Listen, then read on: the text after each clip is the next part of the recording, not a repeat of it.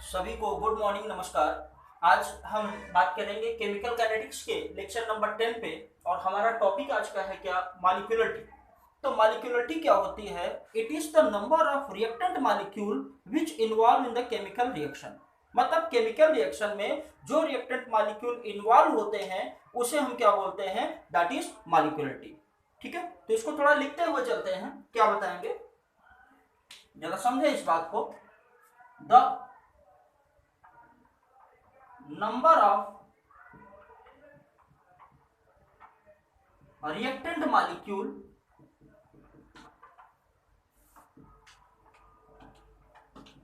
which involve in the chemical reaction. The number of reactant molecule which involve in the chemical reaction is called the molecularity. अब एक बात और समझें, molecularity को हमने एक डिफिनेशन और भी दिया है, that is taken from the collision theory. मतलब कोलिजन के बेस पर हमने एक डिफिनेशन दिया है मॉलिक्यूलरिटी की। वो क्या होती है कि वे रिएक्टेंट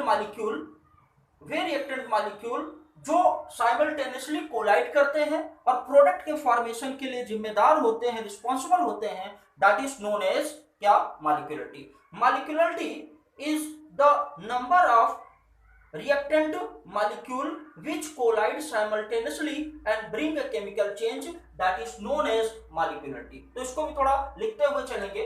दूसरी डिफिनेशन क्या बताएंगे, we can also define और हम कैसे डिफाइन कर सकते हैं, the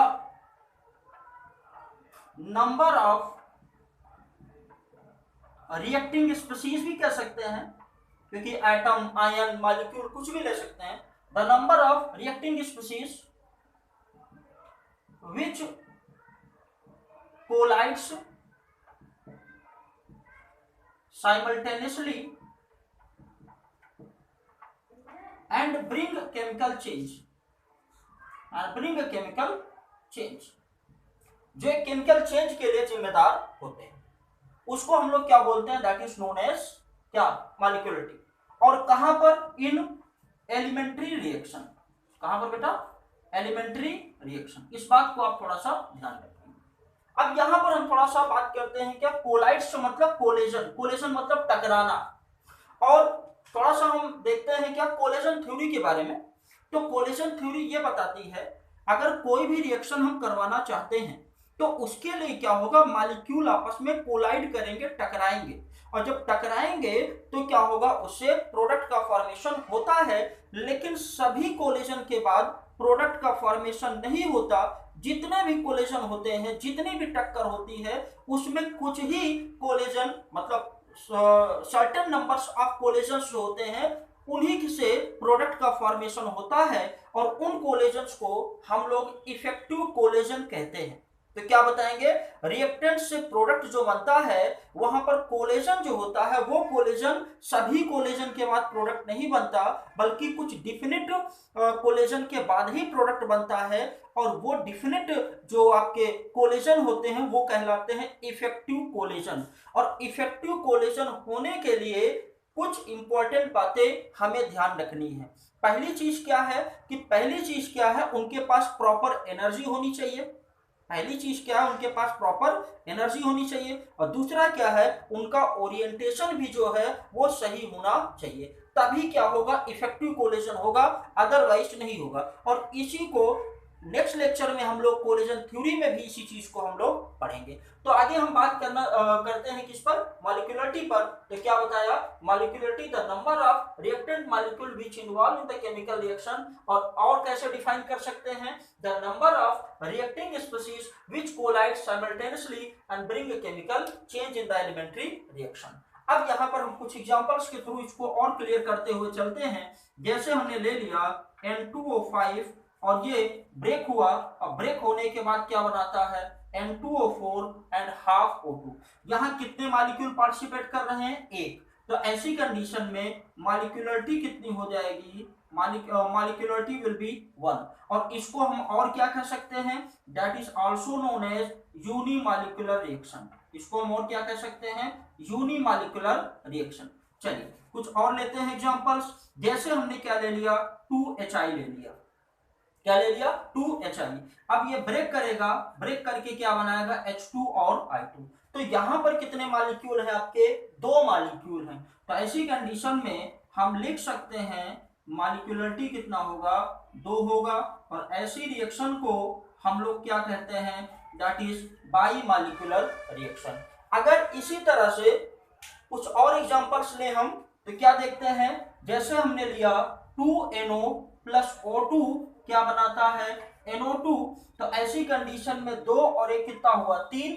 तो ये क्या हो जाएगा, दैट इज मॉलिक्यूलरिटी कितना होगा, बताए बेटा, मॉलिक्यूलरिटी कितना होगा, 3 होगा। इसको और क्या बोलते हैं, टर मॉलिक्यूलर रिएक्शन। क्या बोलते हैं, टर मॉलिक्यूलर रिएक्शन भी कहते हैं। तो these all are elementary reaction, ये सभी कैसी है, एलिमेंट्री रिएक्शन। तो हम जब भी मॉलिक्यूलरिटी की बात करेंगे, हम एलिमेंट्री रिएक्शन सिंगल स्टेप में ही ये बात करेंगे, इस बात को आप ध्यान रखेंगे, ठीक है। तो हमने क्या बताया, नाइट्रोजन पेंटाऑक्साइड लिया, यहां पर मॉलिक्यूलरिटी कितनी होगी, 1 होगी। HI लिया, मॉलिक्यूलरिटी कितनी होगी, 2 होगी। और NO प्लस O2 कितना होगा, मॉलिक्यूलरिटी 3 होगी। अब एक बात और समझे, जो आपका यूनिमॉलिक्यूलर रिएक्शन होता है, मतलब एक मॉलिक्यूल जिसमें इन्वॉल्व होते हैं, वहां पर कोलिजन थ्योरी काम नहीं करती। Collision theory is not applicable for the unimolecular reaction. Collision theory is not applicable for the unimolecular reaction, ठीक है। उसको आप नोट करें, फिर आगे चलते हैं।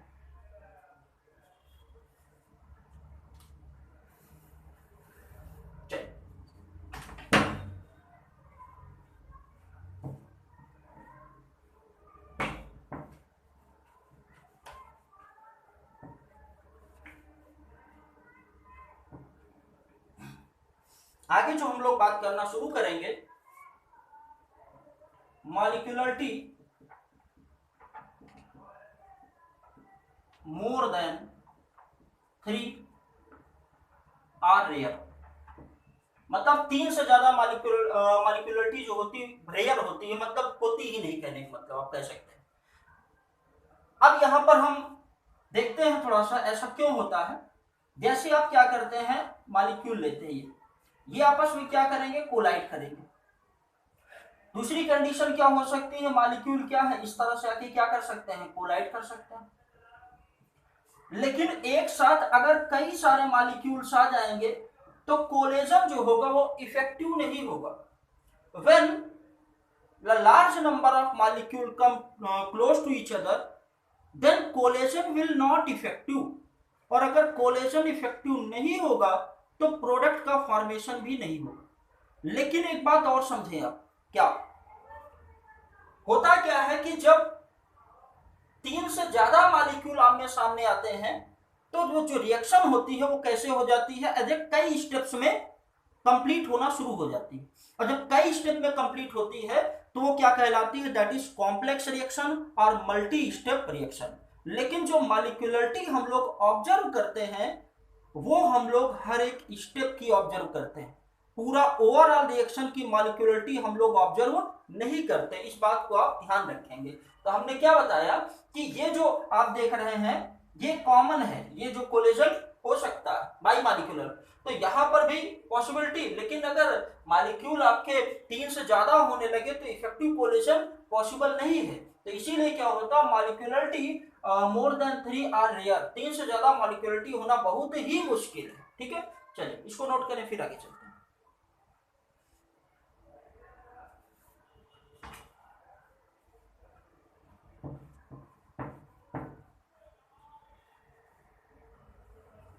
आगे हम बात करना शुरू करेंगे difference between the order and molecularity. क्या पढ़ेंगे, difference between order and molecularity. Molecularity और ऑर्डर में क्या डिफरेंस होता है, इस बारे में हम बात करना शुरू करते हैं। तो ये आपका हो गया क्या, ऑर्डर, और ये क्या है, दैट इज मॉलिक्यूलरिटी। जरा समझे आप, ऑर्डर क्या होता है, it is the sum of power on reactant concentration in rate law expression, that is known as order of the reaction. और ये क्या होता है, the number of reactant molecule which collide simultaneously and bring a chemical change, that is known as molecularity. जो order होता है that is experimental, order क्या होता है, एक्सपेरिमेंटल होता है, लेकिन मॉलिक्यूलरिटी जो होता है वो थ्योरेटिकल होती है। कैसी होती है, थ्योरेटिकल। जो ऑर्डर होता है वो आपका क्या हो सकता है, जीरो हो सकता है, माइनस में हो सकता है, फ्रैक्शनल हो सकता है, लेकिन मॉलिक्यूलरिटी जो है वो आपकी कभी भी जीरो या फ्रैक्शनल नहीं होती, ये हरदम होल नंबर में होती है। इस बात को आप ध्यान रखें। और क्या है, जो ऑर्डर होता है ये ओवरऑल रिएक्शन का हम लोग ऑब्जर्व करते हैं, कंप्लीट रिएक्शन का ऑर्डर। अगर एलिमेंट्री रिएक्शन है तो वहां पर तो नॉर्मली क्या होगा, जो स्टोकियोमेट्रिक कोफिशिएंट, लेकिन अगर कॉम्प्लेक्स रिएक्शन होती है तो जो स्लो स्टेप होगा वही रिएक्शन के रेट को डिटरमाइन करेगा। और ये जो होता है मॉलिक्यूलरिटी जो होती है वो हर एक स्टेप की हम लोग क्या करते हैं, ऑब्जर्व करते हैं। लेकिन अगर एलिमेंट्री है तो दोनों क्या होंगे, इक्वल होंगे, ऑर्डर और मॉलिक्यूलरिटी। लेकिन अगर हम स्लो रिएक्शन की बात करेंगे, रेट डिटरमिनिंग की, तो वहां पर भी हम लोग क्या करते हैं, ऑर्डर और मॉलिक्यूलरिटी दोनों को लेकर चला करते हैं। अब जो ऑर्डर होता है वो आपका कंसंट्रेशन, टेम्परेचर, प्रेशर चेंज करने पर बदल जाता है, लेकिन मॉलिक्यूलरिटी जो होती है वो टेम्परेचर, प्रेशर, कंसंट्रेशन के बदलने पर नहीं बदलती है। इस बात को आप ध्यान रखेंगे। ठीक है, फिर से आप समझे हमने क्या क्या कहा। ऑर्डर कैसा होता है, the sum of power on reactant concentration in rate law expression, that is known as order. ये क्या होता है, number of reacting molecule which collide simultaneously and bring a chemical change. Order experimental होता है, ये कैसा होता है, थ्योरेटिकल होता है। ये क्या हो सकता है, जीरो हो सकता है। ठीक है, क्या हो सकता है, जीरो हो सकता है, फ्रैक्शनल हो सकता है। ये जीरो और फ्रैक्शनल नहीं होता, ये हरदम होल नंबर में होता है। और ऑर्डर जो होता है कंप्लीट ओवरऑल ऑर्डर देखते हैं रिएक्शन का, लेकिन मॉलिक्यूलरिटी जो लेते हैं, जो मॉलिक्यूलरिटी लेते हैं वो हर एक स्टेप की लेते हैं। अब ऑर्डर जो होता है वो कंसंट्रेशन, टेम्परेचर, प्रेशर के बदलने पर बदल सकता है, लेकिन मॉलिक्यूलरिटी पर कोई फर्क नहीं पड़ता। तो इसी बात को थोड़ा सा हम यहीं पर मेंशन करते हुए चलते हैं। ठीक है, तो पहली बात हमने क्या बताया, the sum of power on reactant concentration in rate law expression, ये क्या कहलाता है बताएं, number of molecules which undergo simultaneously collision and form product, और क्या करते हैं, प्रोडक्ट का फॉर्मेशन करते हैं। फिर क्या है, ये कैसा होता है, एक्सपेरिमेंटल होता है, दैट इज एक्सपेरिमेंटल। ये कैसा होता है बताएं, दैट इज थ्योरेटिकल होता है। फिर इसके बाद ये क्या है, कैसा हो सकता है, जीरो हो सकता है, फ्रैक्शनल हो सकता है। और ये क्या होता है, ऑलवेज कैसा होता है, होल नंबर में होता है। कैसा होता है, होल नंबर में होता है। और क्या बातें हैं, ये जो है आपका taken for overall reaction, overall reaction के लिए लेते हैं।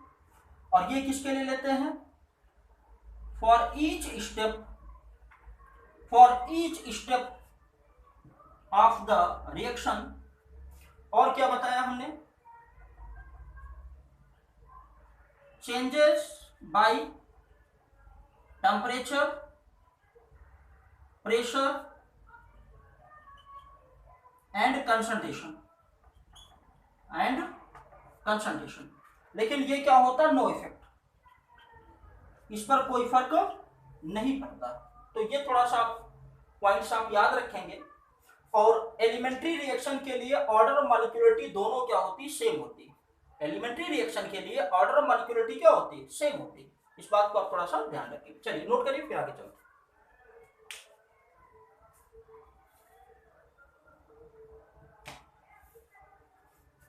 चलिए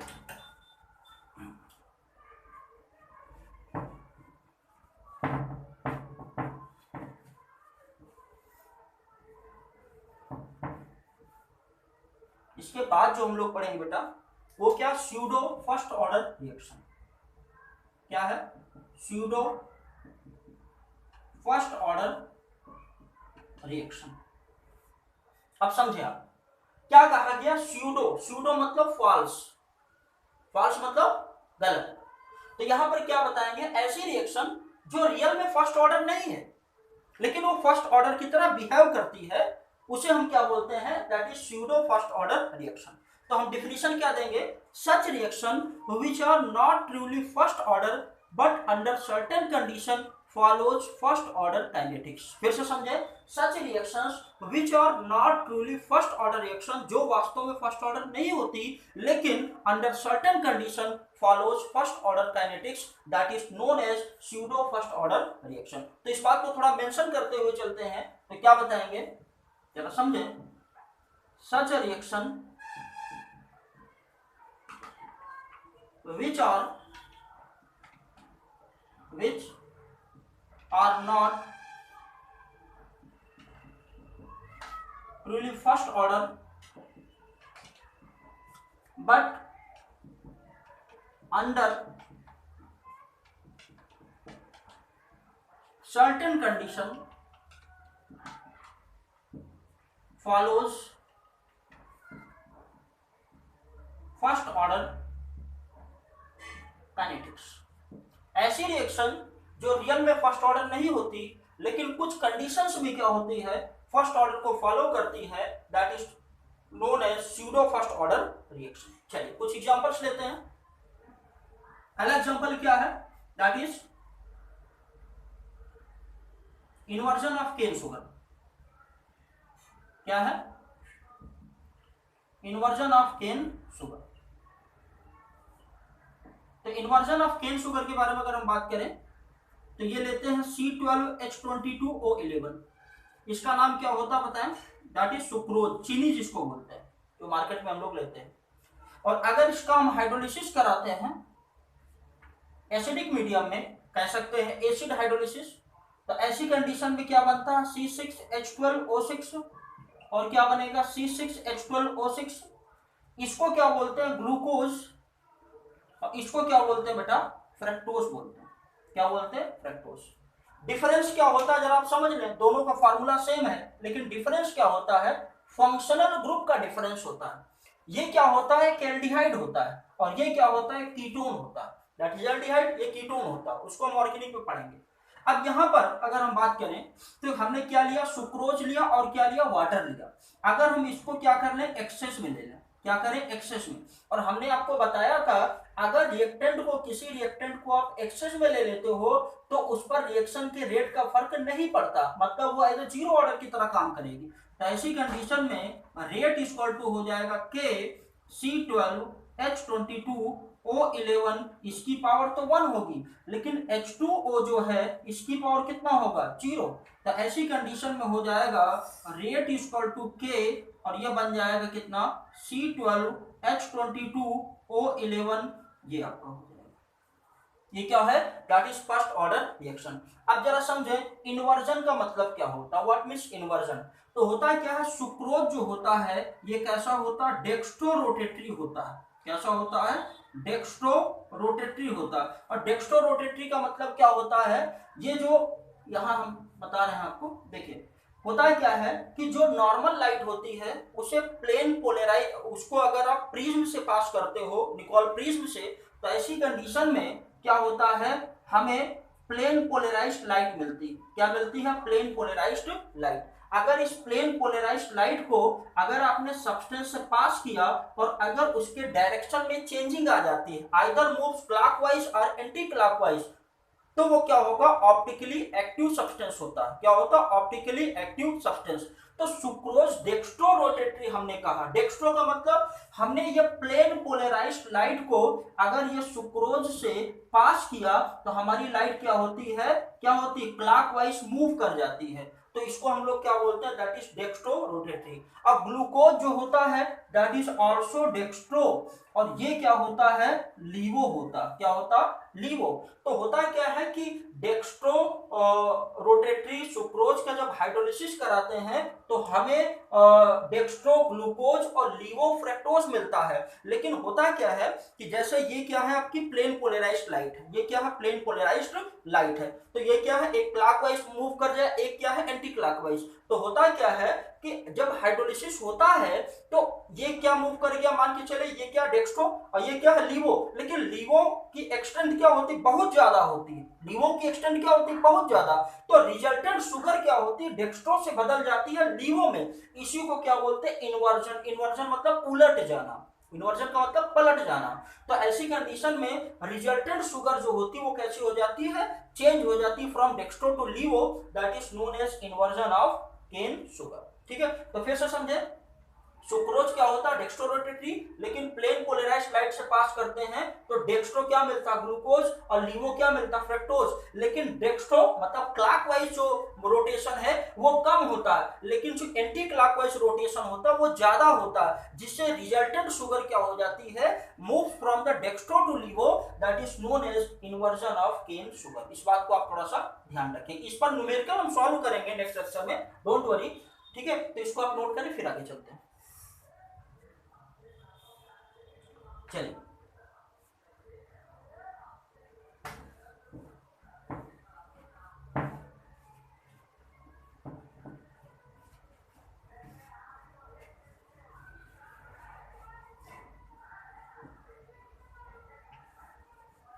एक एग्जांपल और लेते हैं हम इस पर, क्योंकि उस पर भी न्यूमेरिकल हम लोग सॉल्व करेंगे नेक्स्ट लेक्चर में। ठीक है, चलो देखिए, तो अगला जो हम लोग लेते हैं second, that is hydrolysis of Easter. अगला क्या है, हाइड्रोलिसिस ऑफ ईस्टर। ईस्टर का हम लोग क्या करेंगे, हाइड्रोलिसिस करेंगे। ठीक है, तो ईस्टर क्या होते हैं, जनरली आपने पढ़ा है कि अल्कोहल और एसिड को जब मिलाते हैं तो क्या बनता है, ईस्टर बनता है। तो हमने यहाँ पर एक ईस्टर लिया है CH3COO C2H5, क्या नाम है, एथिल एसीटेट। क्या नाम है, एथिल एसीटेट। और इसका हाइड्रोलिसिस अगर शुरू करते हैं एसिड की प्रेजेंस में, किसकी प्रेजेंस में, एसिड की प्रेजेंस में, तो ऐसी कंडीशन में क्या बनता है, CH3COOH, और ये बनेगा C2H5 क्या है, OH।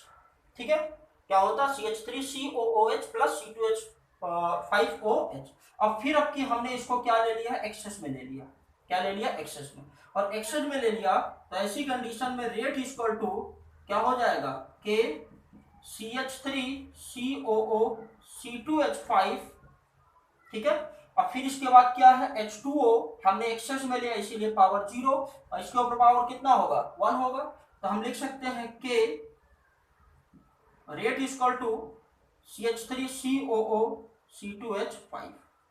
ये बात आप ध्यान रखेंगे। लेकिन एक इंपॉर्टेंट बात, अगर हम ईस्टर का हाइड्रोलिसिस एसिड के बजाय बेस में करवाते हैं, अगर इस ईस्टर का हाइड्रोलिसिस हम एसिड के बजाय बेस में करवाते हैं तो यही फर्स्ट ऑर्डर रिएक्शन ना होके सेकेंड ऑर्डर रिएक्शन की तरह काम करेगी। इस बात को आप ध्यान रखेंगे। तो क्या करेंगे, जरा समझे इस बात को, क्या बताएंगे, ये कौन सी है, दैट इज एसिड कैटालाइज्ड।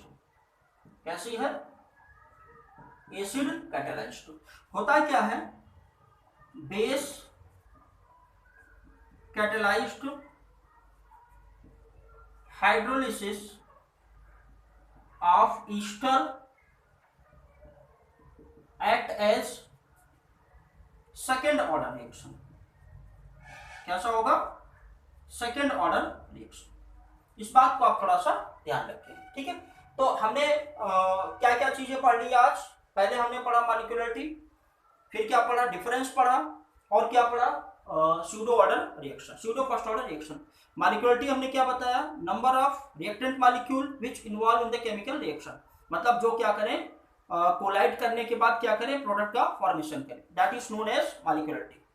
क्या क्या हो सकती है, यूनिमॉलिक्यूलर, बाई मॉलिक्यूलर और टर्म मॉलिक्यूलर। हायर ऑर्डर की मॉलिक्यूलरिटी पॉसिबल नहीं है। क्यों पॉसिबल नहीं है, क्योंकि इफेक्टिव कोलेशन मिलना मुश्किल है। तो क्या होगा, तब क्या होगा, रिएक्शन जो है वो एक से ज्यादा स्टेप में कंप्लीट होगी, एज ए मल्टी स्टेप की तरह काम करेंगे। फिर हमने क्या बताया, difference between the order and molecularity. फिर हम कहां पर आ गए हैं, that is pseudo first order reaction. तो स्यूडो मतलब फॉल्स, ऐसी रिएक्शन जो रियल में फर्स्ट ऑर्डर नहीं है लेकिन कुछ कंडीशंस में फर्स्ट ऑर्डर की तरह फॉलो करती है, फर्स्ट ऑर्डर की तरह बिहेव करती है, उसे हम लोग क्या बोलते हैं, that is pseudo first order reaction. तो such reaction which are not really first order but under certain condition follows first order kinetics, that is known as pseudo first order reaction। हमने क्या क्या पढ़ा, इन्वर्जन ऑफ केन शुगर का inversion पढ़ा, और हमने क्या पढ़ा, that is the hydrolysis of the Easter acid catalysed reaction पढ़ा। क्या पढ़ा हमने, एसिड कैटालाइज्ड रिएक्शन पढ़ा, ठीक है। और इन दोनों पर हम लोग क्या करेंगे, न्यूमेरिकल सॉल्व करेंगे नेक्स्ट लेक्चर में, आपका हाइड्रोलिसिस ऑफ द ईस्टर और केन शुगर दोनों पर। अब एक बात समझे बेटा, ये क्या है आपके सामने, ये क्या दिया है, एथिल एसीटेट दिया है। अब यहां पर ये क्या दिया है, एसिड, ये क्या है एसिड, और ये भी क्या है एसिड, ये भी क्या है एसिड, लेकिन ये क्या है, काम करेगा एज ए कैटलिस्ट की तरह। ये कैसे है, कैटलिस्ट की तरह। इसको हमने पहले लेके रखा, क्या किया है, पहले लिया है, लेकिन ये आपका आफ्टर द रिएक्शन हुआ, मतलब ये क्या हुआ है, ये फॉर्म्ड आफ्टर द रिएक्शन, मतलब रिएक्शन के बाद बना है। तो ऐसी कंडीशन में क्या होता है, ऐसी कंडीशन में क्या होगा कि ये जो दिया हुआ ईस्टर, जब आप हाइड्रोलिसिस कराते हो तो कहीं ना कहीं ये एसिड भी जो होते हैं ये एक इनके लिए रिस्पॉन्सिबल होते हैं।